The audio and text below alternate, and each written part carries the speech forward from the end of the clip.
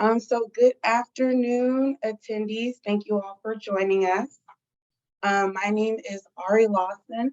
I am one of the career exploration managers with the nonprofit Vitalink. Thank you all for joining us for the Medical and Health Sciences Advisory Board. We have a great group of representatives from the local community colleges, as well as some industry professionals that will be joining us for the industry panel session. If you're just now joining us, please be sure to mute yourself upon entry. And we would also like to complete the virtual check-in. So to do that, in the chat box at the bottom of your screen, please submit your first and last name, job title, if please, and then either the name of your school or the district that you work with. This check-in process will be shared with your school district in the meeting minutes, so they can prove that you actually did attend the meeting. Also, we want to make sure that your name, if you had your camera on, we want to make sure that your name is clear and visible.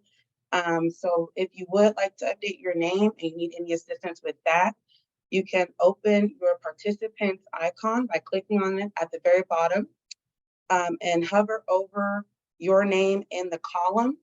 And you should see click more and then the rename option. So you can update your name and then you can also add in your title or your school or company that you're with. And again, for those who have joined us, please be sure to check in the chat box, your name, job title, school, and or school district.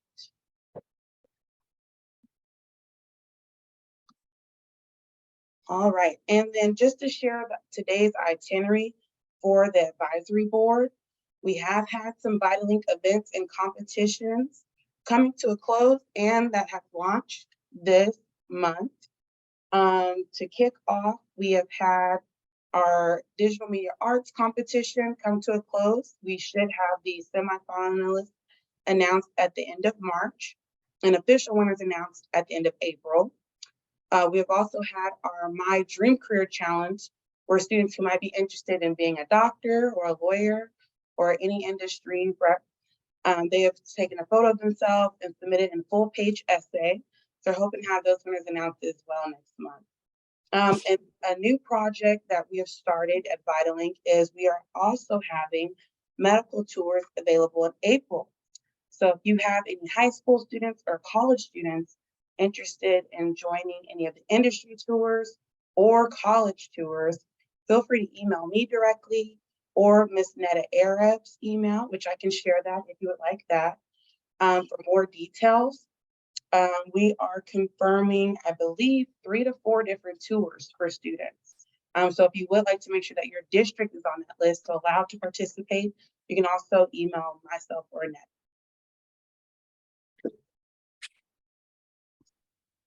All right, and then for those who may need it, we do have closed captioning available, and it is active.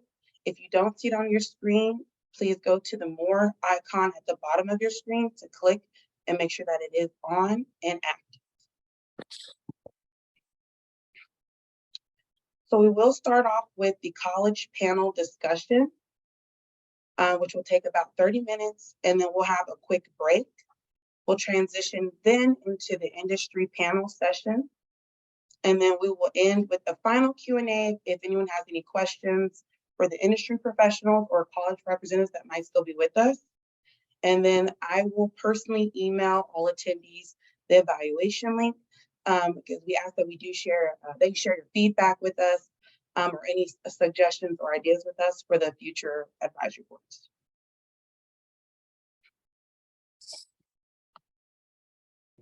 All right, so for the college panel, we do have the representative, Ms. Patty Spittler from Cypress College. We do have Ms. Catherine Emily from Santa Ana College and Ms. Jean Chung representing Golden West College. For other representatives that are here, please make sure that your camera is off. This will help us highlight the college panel speakers. And please make sure to remain muted at this time. If you do have any questions, of course, please feel free to enter them into the chat. And I will do my best to make sure that they are answered in the discussion as time permits. Again, so if you are not on the college panel, you can please turn your camera off. And we will get started. Okay, college panel, thank you so much for joining us. We're happy to have you. So I know we'll do some brief introductions, and I know that a couple of you have some information to share or updates from your college. So we can start with the top of my screen is Miss Professor Emily. Hi, Ari. We're still seeing your VitalLink screen with the college panel pictures, not our general gallery view.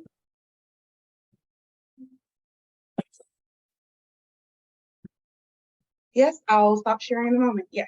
If you'd like to do introduce yourself, name, title, and college, and then a brief description about your college.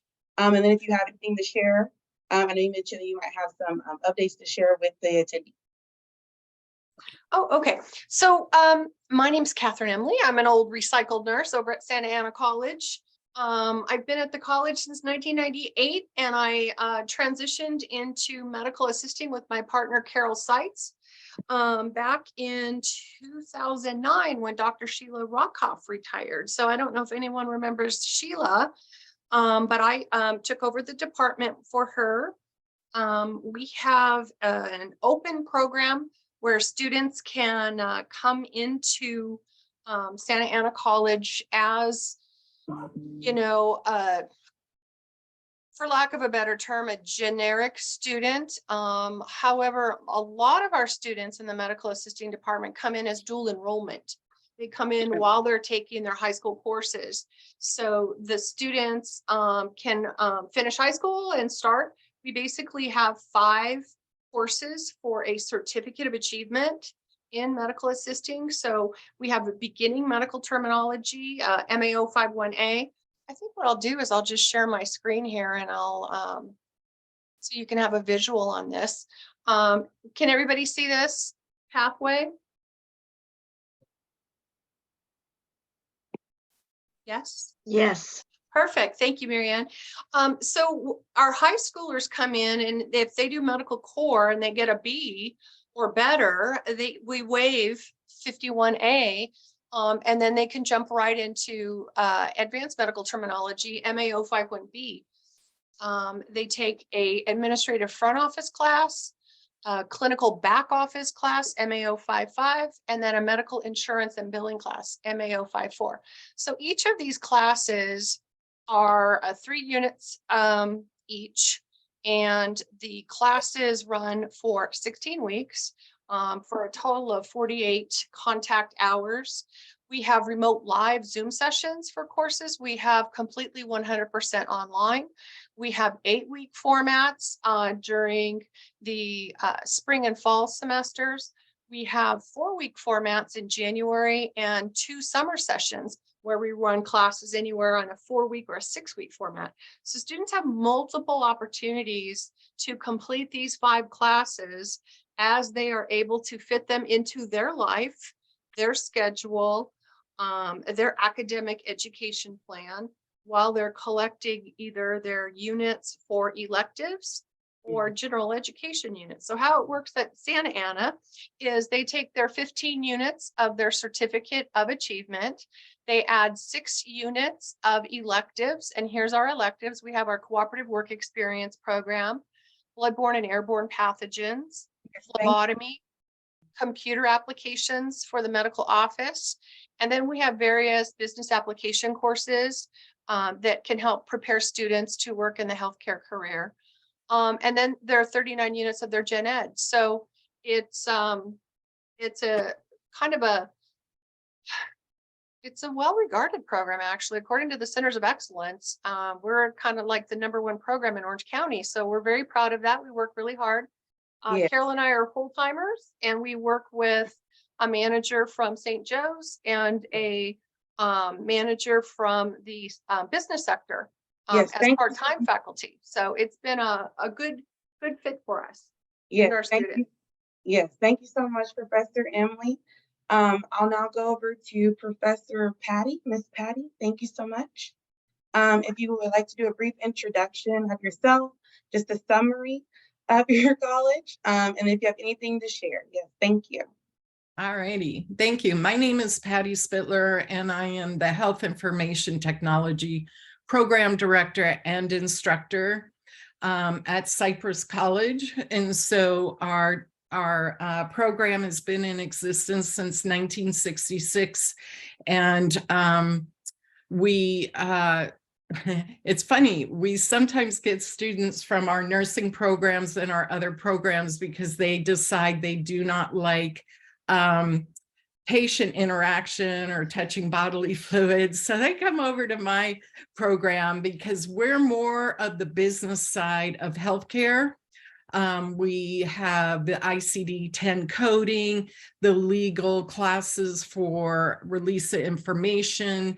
And so we're on the business side, the financial side. And let me pull this up and I will share it with you.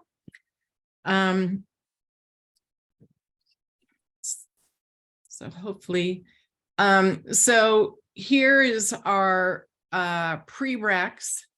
So we look a lot for the terminology, the survey of disease, the CIS 111 and 120, English and math, and anatomy and physiology. So those are a lot of the prereqs. And then when they come into our program, we have the students build their ed plan, and it should somewhat mimic this.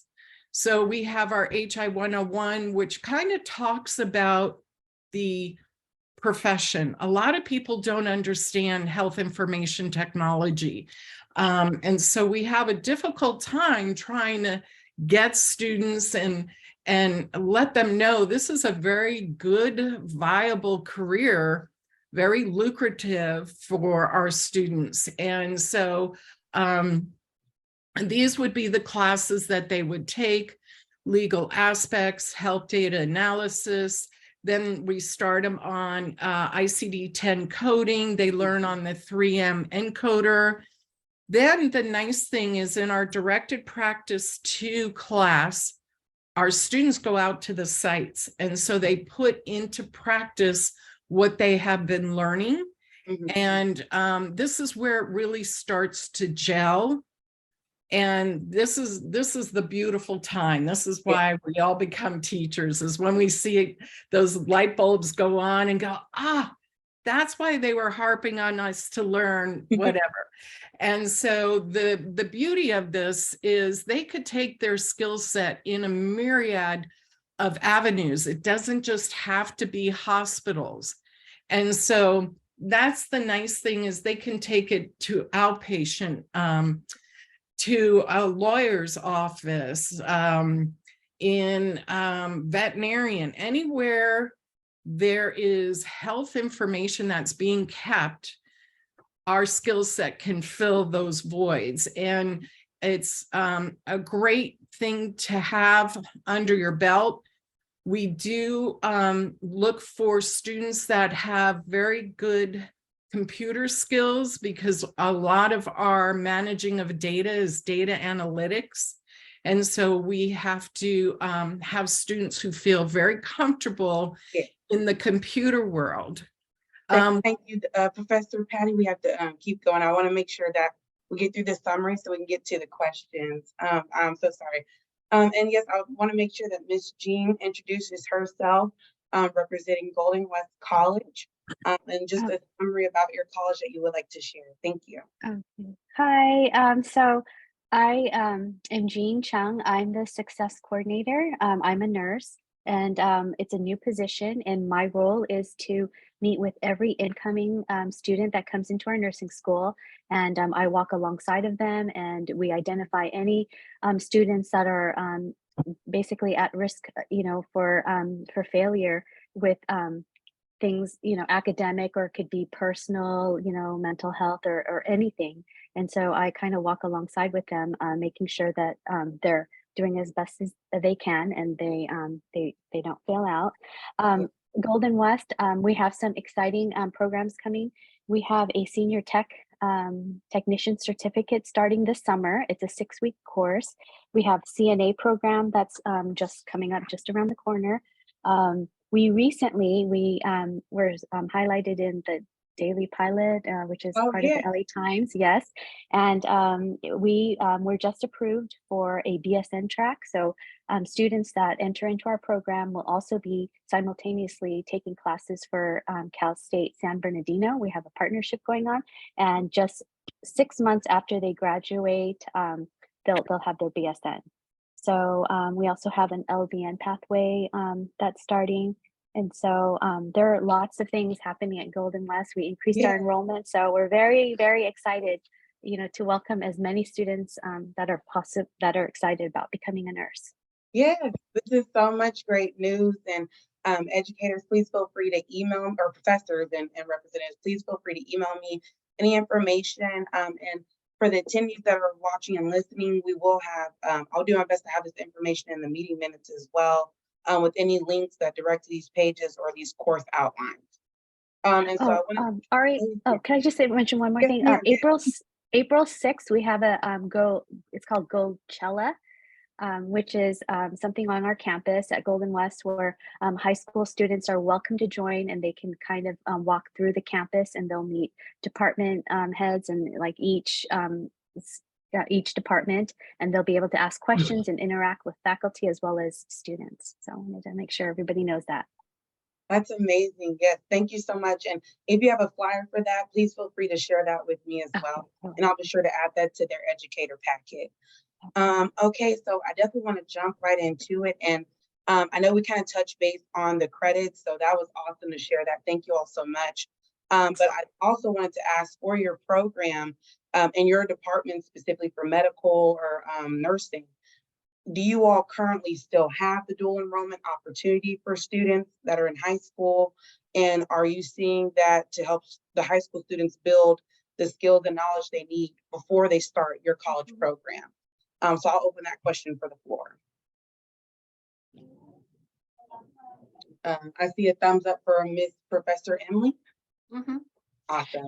Yeah, we have quite a robust collection of high schoolers that are taking our classes. They particularly like the online classes because I think their schedules on a daily basis are filled with their, expectations and responsibilities with their high school and sports and outside curricular. So it makes for a good fit. I know that we have our nursing program just went through a BRN and ASIN review. So they just got an 8-year and a 5-year accreditation from these three review people that came on campus. Our students have a bridge program. So it's kind of like I think of dual enrollment as a bridge from high school to college. Yeah. And you get your associate's degree of science and nursing. And then we have a bridge program to take you to that next level. The students in the nursing program are taking BSN courses so that when they finish their ADN, they're, got 2 or 3 major core classes completed for their BSN degree. So it's kind of cool. Awesome. Okay, and then I know for the next question, I'm going to skip over to number 4. And I wanted to know, I think it was kind of mentioned a little bit earlier, but to emphasize, what real world experience does your class offer to the students that will benefit them as they go into the industry? So I know like Professor Emily just kind of mentioned that bridge opportunity. So what specifically are the students learning from your program that they then take through to that bridge opportunity? Are you speaking to me, Ari? Yes, or anyone Oh, that. okay. So I think I would respond with that, we infuse our own faculty stories from our careers as healthcare providers. They love stories. I just had 57 students this morning in bloodborne pathogens, and the feedback is always, oh, your stories are so, awesome. That should be on a TikTok video. And I'm like, well, I lived it. It's not on TikTok, man, But I think our program has our cooperative work experience program as an elective. So they finish their 5 core classes and they get to select the work site that they actually go get some job experience, because a lot of the students come with retail or food experience and they really want to get some career or industry related experience. So we offer service learning where they can go work and do volunteer hours at any kind of medical office throughout their programs. And we do all the different kinds of stacking of their certificates. So, BLS, CPR, first aid, phlebotomy, bloodborne pathogens, and seizure recognition. So HIPAA, any of those classes where they can do online, they can get a certificate. So we really encourage them to develop a portfolio. And then that portfolio is kind of like a brag book, right? When they go through those real life job interviews. Awesome. And then for Golden West or Cypress, are you seeing that the medical students or nursing students are able to kind of transition easy into the industry field with any of the skills that they're taught? I can talk from the Cypress perspective. When I do send my students out on their directed practice, oftentimes they're either offered jobs or down the road their name is remembered, that the directors from those sites will call them back for an opening, and they meaning the directors in the area facilities will always send me their job openings because they really enjoy our students and say that they're very well prepared. And so that's always good. As the students leave the program, they are getting an associate's degree. And so they leave with a degree, which is beneficial for their careers. And Ari, I just wanted to say, meeting with the students right off the bat, I can see a big difference between students who have come in with kind of bedside experience as opposed to students who've never volunteered or stepped foot in the hospital setting. And so I think, having a certificate of any sort of CNA, phlebotomy, or senior tech, it really increases their confidence, and it really makes a difference in how they approach their first semester. So yeah, I've seen that. That's amazing. All of that is very great. And so looking at it from the high school educator perspective, is there anything that the high school educators do or maybe make updates in their curriculum that will have the students college ready when they enter your program as a college freshman? Well, I can talk about, I think I'm calling it the COVID effects of student engagement. Students seem to be a little bit more shy, more awkward. They have difficulty with some of, we call it soft skills, conversational opportunities. So sometimes it's just going back to the basics. And I've done, I think, more little sidebar conversations this semester with, fake it till you make it. Courage is something that you practice. You overcome your fear. You have nothing to lose and so much to gain. And talk about going against your grain. If you're an introvert, you're going to go into a field where you're going to find a niche for yourself, but just know that you can do this. You have to want it, and then just kind of barrel through that fear. And so the message is be confident and surround yourself with classes. If communication's your thing, get into conversational brings. In our learning center, we have conversational Spanish, conversational English for healthcare workers, and it really kind of helps them get over that hesitancy, right, to engage people in conversation. Because the heart is there and the smarts are there, but the awkwardness, we're just breaking through that. So I don't know if our high school people are having that same kind of experience too. So I'm eager to hear what you have to share too. Awesome. Okay. And so I'm gonna transition into the next question. 'Cause I know that soft skills were mentioned, but I want to hear a little, a little from Cypress College and then Golden West as well as to what you might think some top skills, soft skills or technical skills that you feel like students should know and be prepared with from high school transitioning into college. What I'm seeing is critical thinking skills is so needed, especially in healthcare. And so any kind of assignments that can be done at the high school level to help them start developing those critical thinking skills and to realize not everything's going to have instructions. You want your students to start thinking outside of the box, and if they're not spoon fed, they have difficulty thinking outside of the box. Coming up, well, should I email this person? Well, yes, you need to have that conversation, and or they'll leave a message but no phone number because we're all used to cells. And when they're calling a landline, they think the number is getting captured and they don't leave a phone number. And I often get where students call me on my office line and they don't leave me a phone number. It's like, well, this is hard to call you back. So, some of those skills that will help them be successful going forward, wherever they wind up.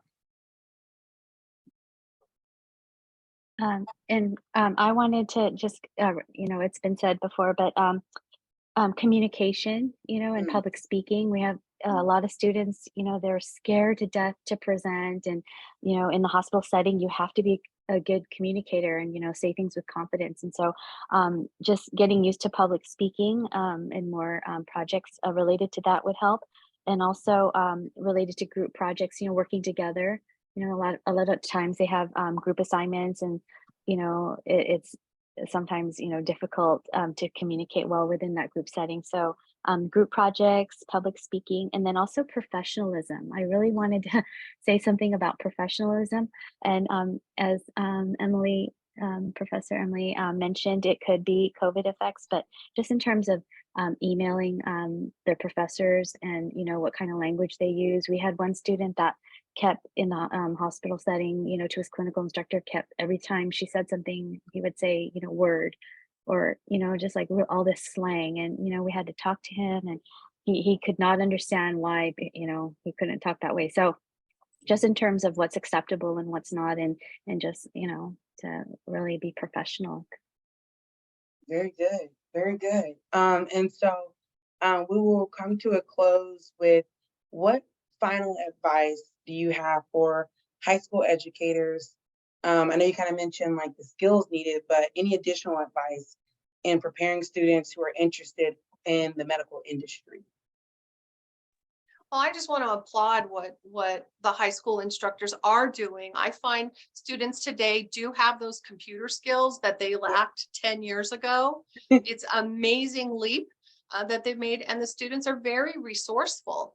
I would suggest joining the professional networking sites. So I know that VitalLink has a very strong social media presence, and they can go to different seminars and different educational opportunities on their own time to really kind of investigate what they want to do. So again, more networking, professional networking, and just doing their own homework to find out what they want to do, because all of our programs are going to prepare them for the health industry. So thank you so much for all you do is what I have to say about that.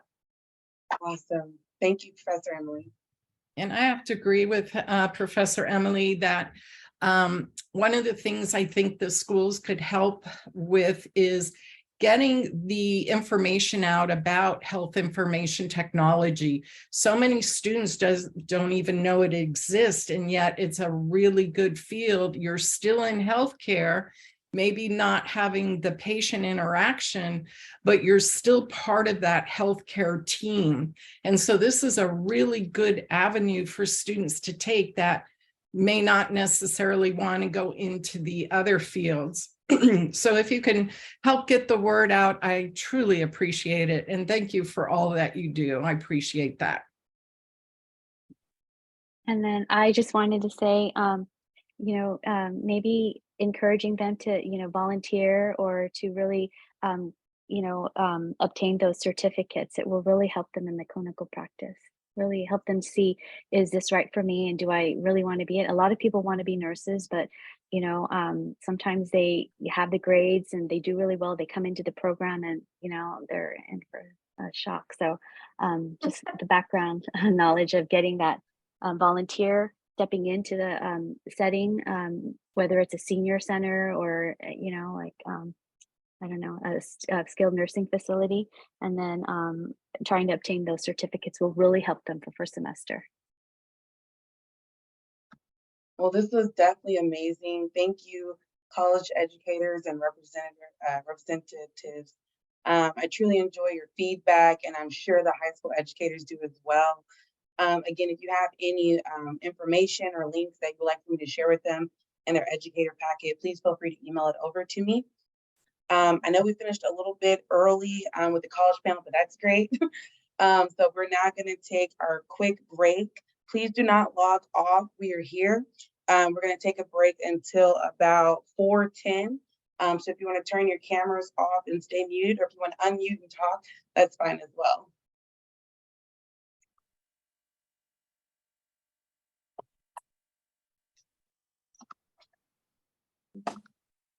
Perfect.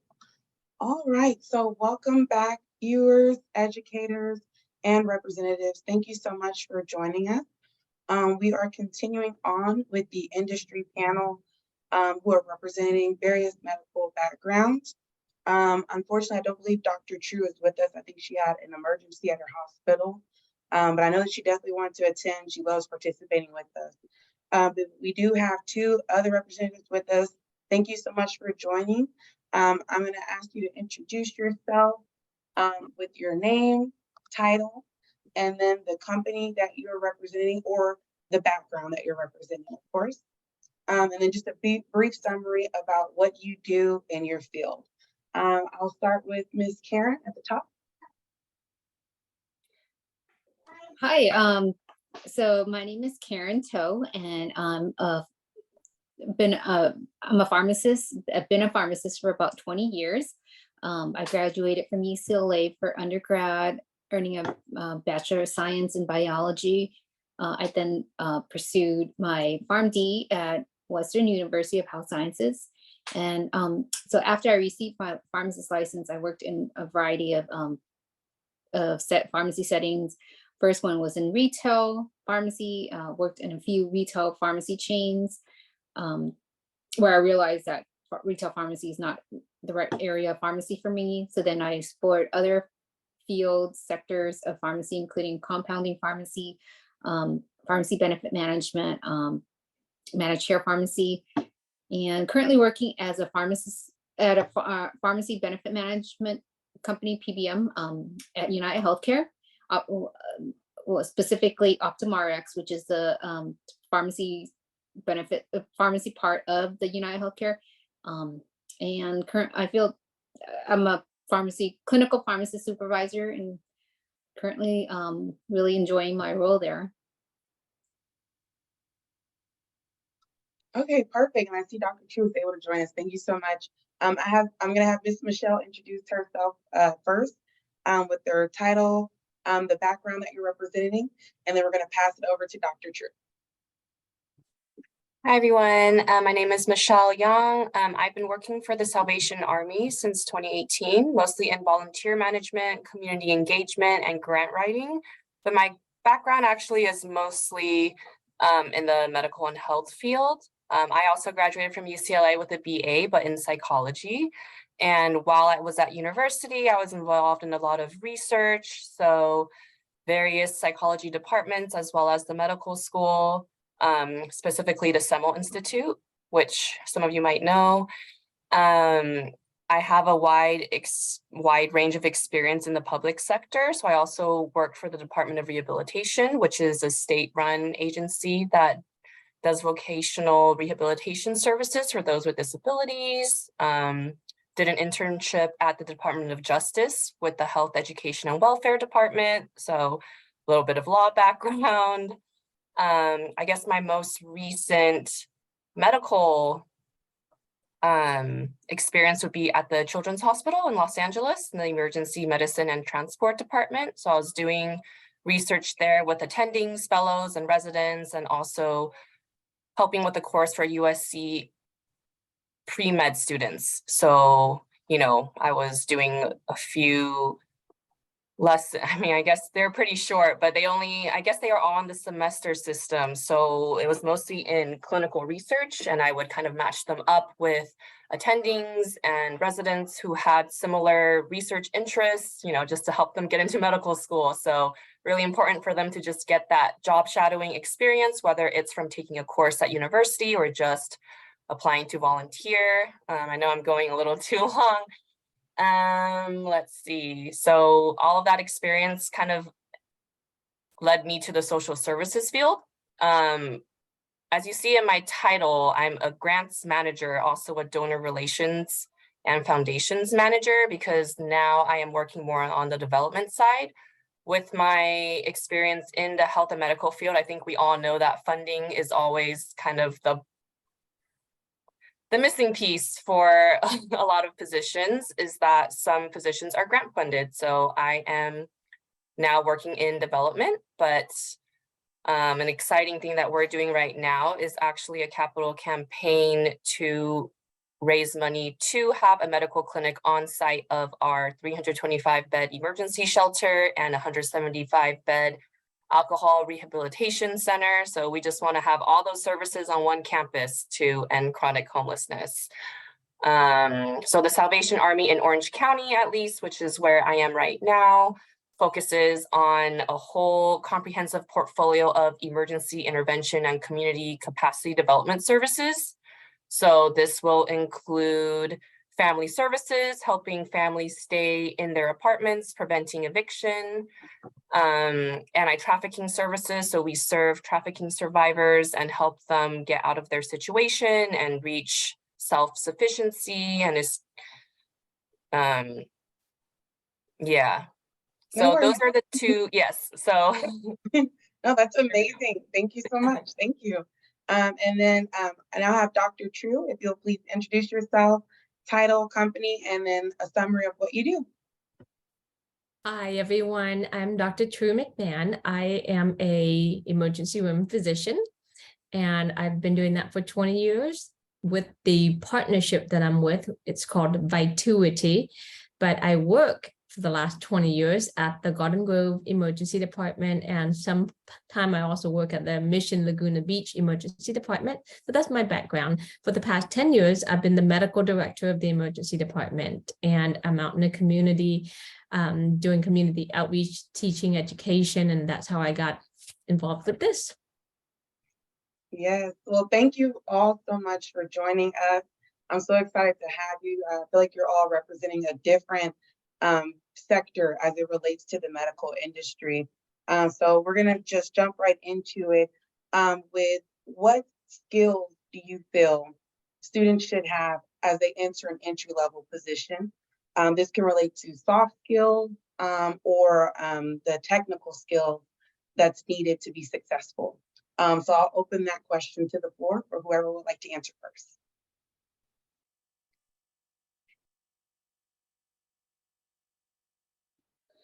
Well,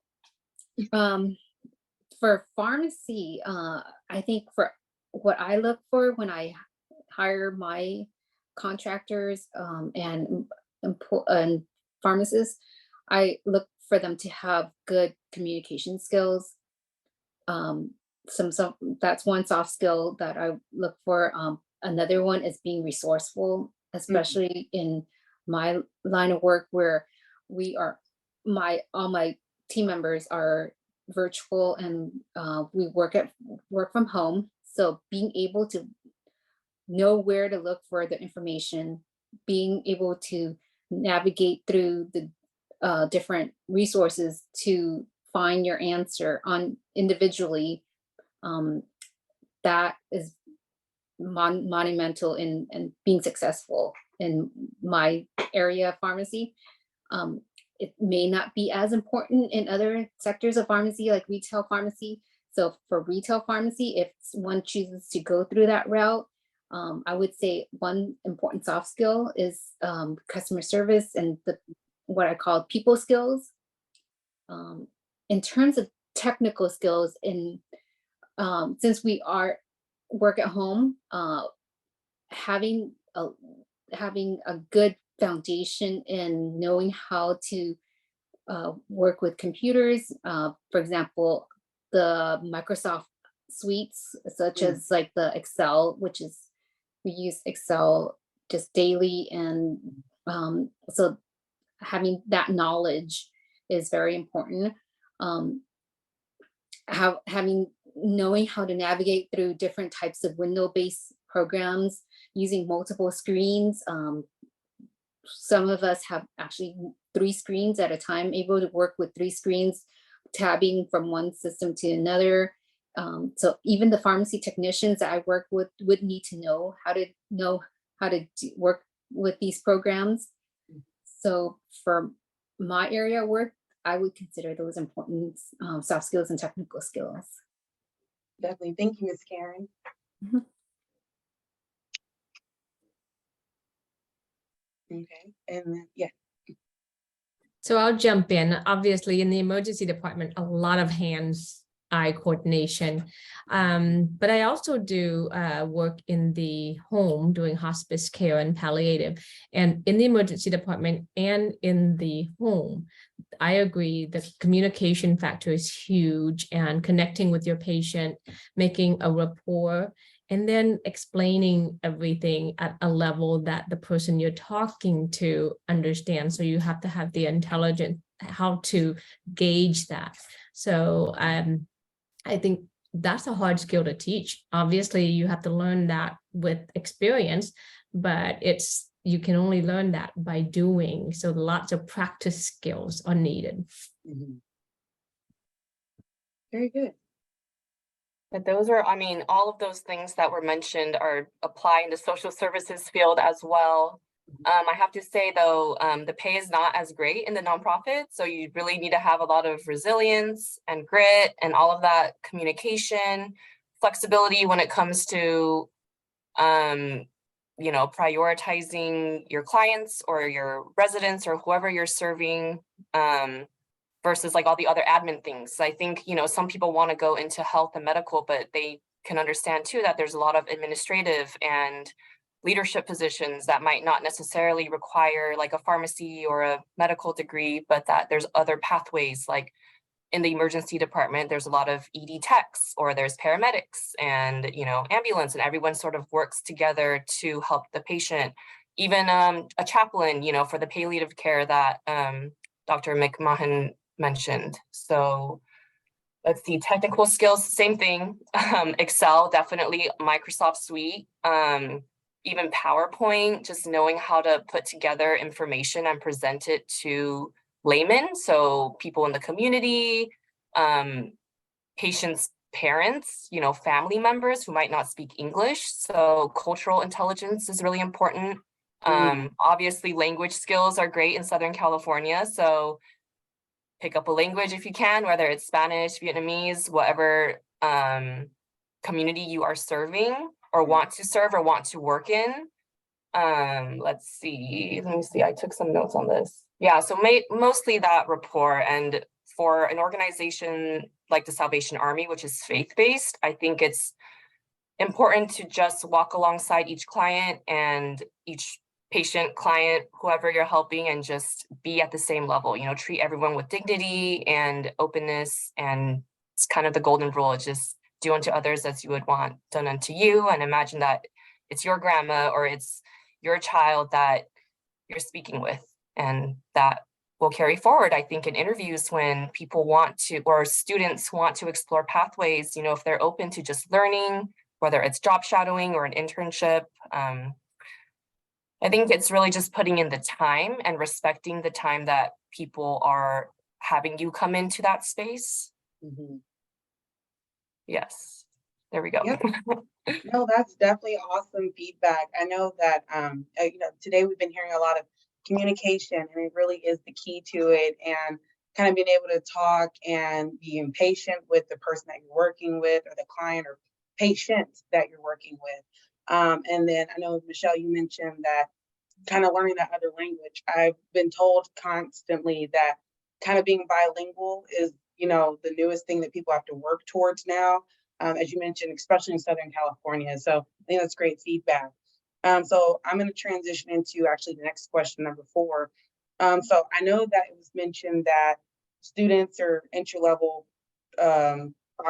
workers should know a little bit about Excel or Microsoft and Google Suites, but from the technology side or new equipment side, are you seeing any new technology that students should know, or any new equipment or medical devices coming out that students should be aware of, that the educators can work towards teaching them now while they're in school?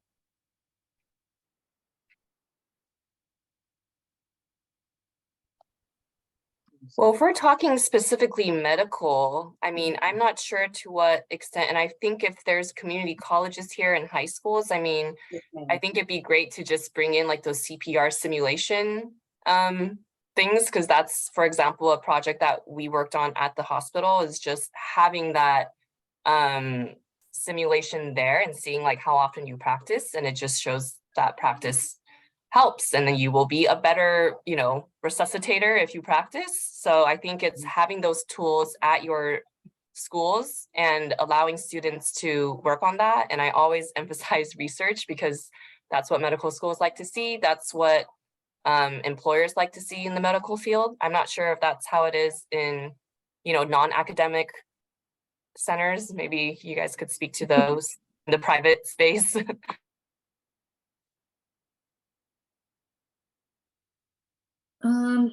For in regarding technical, there are technological advances in pharmacy. However, it's not something that can really be taught at the high school or college curriculum. For example, like those automated filling machines where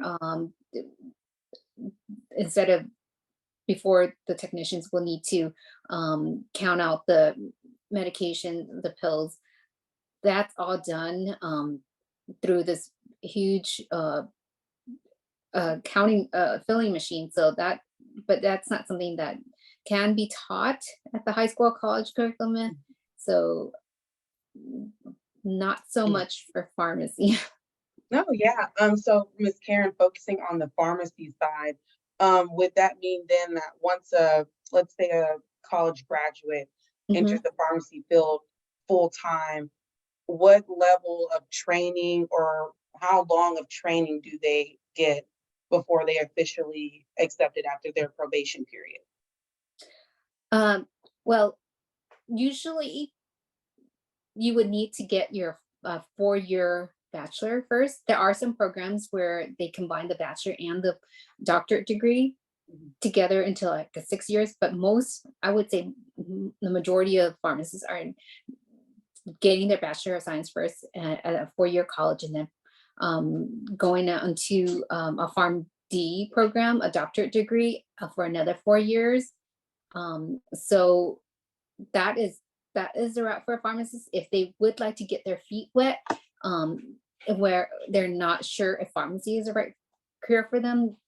Some entry level positions may be a pharmacy clerk, which has similar roles to the other, like a store clerk. However, they work in the pharmacy. They'll get familiarized with some of the operations of the pharmacy, so that may be beneficial. The next step up from the pharmacy clerk is the pharmacy technician. For most companies, they do require some sort of certification to be a pharmacy tech. So that could be something that if they're not entirely sure if pharmacy is the correct field for them, they want to explore that, they might want to go get their pharmacy tech license first to see if that is their true path. So those are the 2 other entry levels that before they can if they just so that they can get some experience in pharmacy. Awesome. Oh, that's amazing. And then, Dr. True, I know in your many fields of hospitals that you've helped with or in your work in the community, are you seeing any new equipment or any new technology-based information that students should be aware of before they start working? Oh, again, it's still all hand-eye coordination. I am learning how to use an ultrasound to place a central catheter into a neck, which is something I never learned when I was young. So I'm learning that there are now technological advances such as swallowing a camera, and you can look at the images from this camera that you swallow so you can detect diseases. There's technology that is developing every single day that is not even hand-eye, it's microscopic, like immunotherapy. There is such a huge technological advanced world out there that you can find yourself a niche where you find the most comfort in. But at the level of high school and college, how do you prepare for all that? I think the most important thing is knowing how to maintain adaptability and learning how to learn a new skill and take care of yourself so that you're open to learn a new skill. Because if you're stressed or you're not able to learn a new skill because you're overloaded or you're not focused or you're not driven or even motivated, then you're not going to be able to survive in the medical field. There's so much technology. Wow, that is amazing. Like just mentioning that even to this day, you're still learning something new. I would have never thought someone swallowing the camera. So that's definitely news to me. That's amazing. And so just to continue with the entry-level applicants, for your position or your location of work, are you seeing that for the entry-level employees that their experience is weighed more than their degrees? Like I know for pharmacy, Ms. Karen, you mentioned that they want to be licensed and receive their master's up to doctorate, but are they still able to join with just a bachelor's with maybe experience in the field, or should they have completed degrees fully? In terms of for when I hire my contractor pharmacists, I actually prefer them to be experienced, but not to a level that they're so used to the way that things are done in pharmacy that the somewhat newly grads are more proficient in the computer skills, and also as Dr. McMahon had mentioned, adaptability. In my line of work, adaptability is monumental because the criteria changes all the time. Our systems change all the time, and in order for a pharmacist to be successful, they would need to be able to adapt to the changes and be able to find out what they can do to be successful in adapting to the changes. So I would say experience is important, but there are other skills that are characteristic traits that are more important. Awesome. Okay. And then from Michelle or Dr. Chu, are you seeing the same in your fields? Are you seeing that experience outweighs the degrees when someone is hired? I can say in the I can say in the social services field that the only reason we would need like a certification would be for like LCSWs or MF licensed marriage family therapists, where they need to do health assessments, and that's a requirement, is that they're licensed. But I would say for the most part, as long as someone is motivated and wants to do the work, like we're open to hiring them. It just depends on the individual. So having like all these certifications and licenses isn't always a necessity.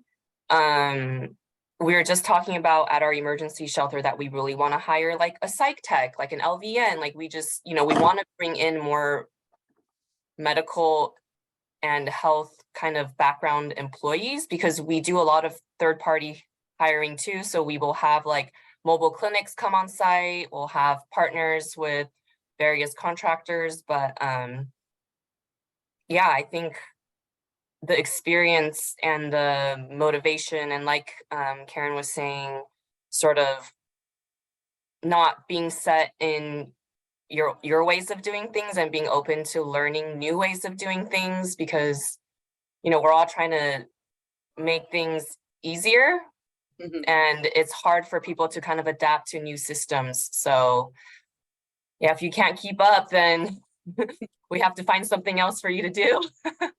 And that's happened actually with a lot of staff who have been, working in the same job for 20 years, and they're kind of set in their ways and they don't want to change the way they're doing things, but it's not efficient and it's not in our, our residents' best interest. Like, we have a 325 bed emergency shelter, and we need to make sure that they're safe and they're healthy, they're eating, and that way they can eventually find their own housing and their own jobs. So, yep, that's my take on that. Yeah, there's lots of entry levels, and you can start out as a volunteer where you're not even involved in patient care, but you're still helping the team take care of the patient. And then you can intern and you can shadow, and then you can start as a Bachelor of Science and do anything in the hospital. You have to have a Bachelor of Science to actually act and touch a patient or do something that affects patient care. For example, dietary needs, nutritional needs, physical therapy, all of that will need at least a Bachelor of Science. But just getting into the hospital, getting into the palliative outpatient care offices, you can be a medical assistant. That's only 19, not even, I think it's 10 months, right? Those certifications and levels where you can enter into the medical realm and start doing patient care without having a full bachelor's degree. But once you get into the facilities, and then they have to be certified by Medicare and all those entities that allow the medical practice to happen in the inpatient setting, in the facility setting, you're going to need at least a Bachelor of Science. Out in the outpatient, and things are going outpatient so much now. Hospital in the home, care in the home, foundations that are getting providers to go visit patients in the home. That field is a little bit more leeway, where you might not need a whole MD to do the same thing an MD can do. Now NPs and PAs can do it, which are not 12 years of education, but 6 years, 8 years. So lots of different levels to enter the medical field, for sure. Yeah.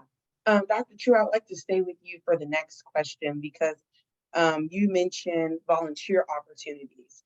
And so I wanted to know, with your companies or in the community, are you seeing any available internships or job shadowing or apprenticeships, or how many volunteer opportunities that there are available? And then are those for high school students or high school and college students, of course? I see both. I see both the high school and the college student level for volunteering. For the hospital that have volunteer departments, it's usually high school, and like senior level though, not sophomore, junior. But then again, there are facilities that have different rules, and the one that I go to, they expect at least senior level. In the community, you have to have a little more background, because then they can't oversee you as much. Those volunteers, you have to have at least some kind of background, whether it be a bachelor's, I believe. You have to go through all the HIPAA training. You have to do all the, the training of being in a patient's home, being in a facility. So there's definitely at least a bachelor's requirement for volunteering in the outpatient setting. Very good, very good. And then same question to Ms. Karen and Michelle. Are you seeing any internships or volunteer opportunities that relates to your field? For my company, I don't believe we offer any sort of internship or apprenticeship or volunteering. Um, there are residency positions, but that would require for you to have your Pharm D already. So after receiving a Pharm D, pharmacists can either go straight into the workforce, or they can expand their education to get board certification or to get residency. And so if they opt for like a residency in managed care or pharmacy benefit management, then I know our company does have that, but that's more of a postgraduate internship. In the retail setting, I believe there are opportunities for shadowing. I have, when I was a retail pharmacist manager, I did allow some shadowing. I believe they still need to have some sort of training, and like, for example, HIPAA training in order to be in the pharmacy. But there are opportunities in the retail pharmacy, I believe.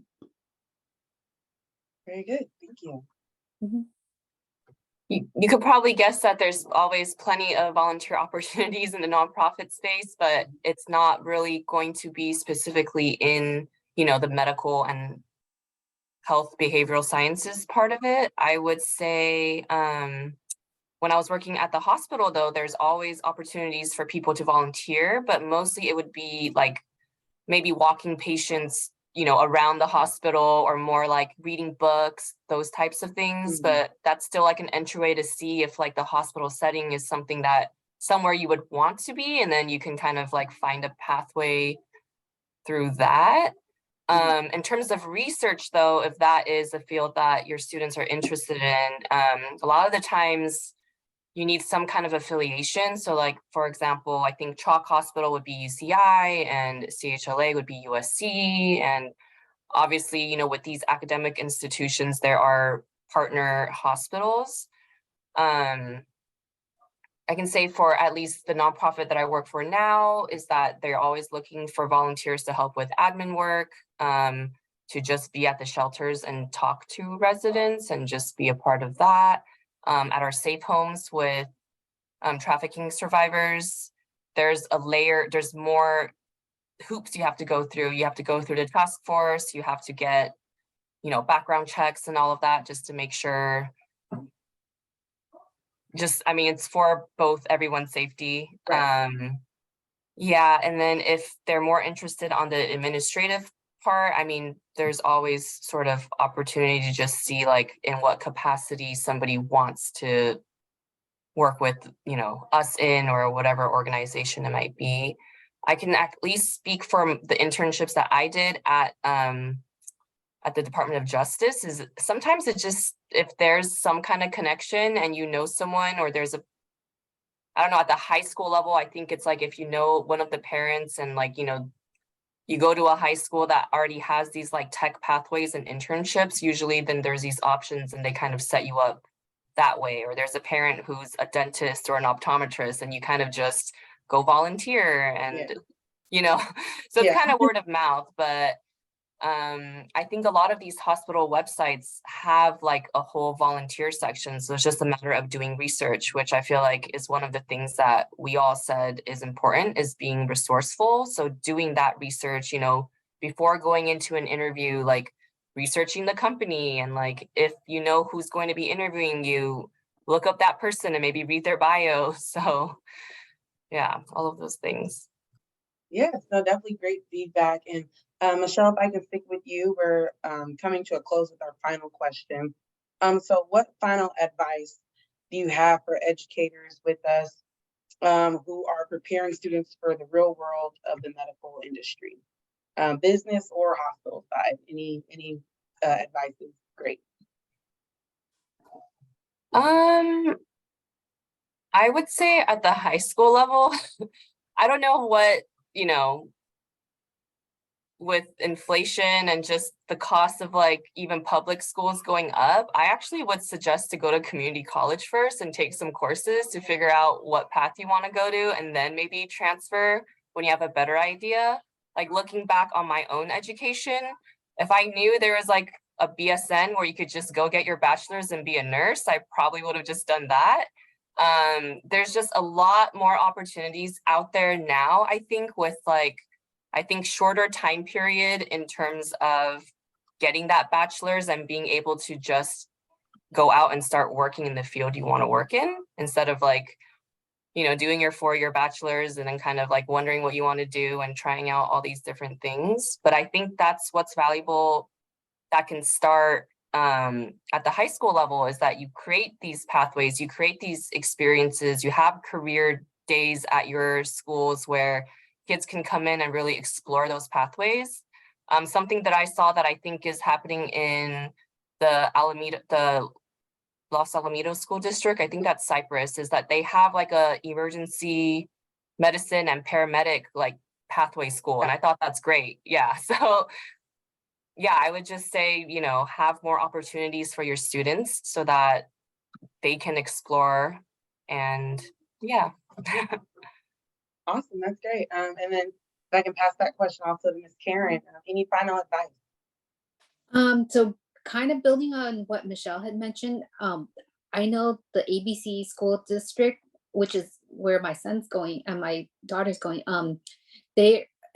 my son's high school actually has different pathways. Like there's a biomedical pathway. There's actually even a pharmacy pathway. He's currently taking a class in pharmacy. I'm not trying to persuade him in any way to go towards that career, but I do appreciate that these high schools have these pathways so early on. I know when I was in high school, I really did not know exactly what I wanted to do. So just to get a foundation, get some background on the different healthcare fields.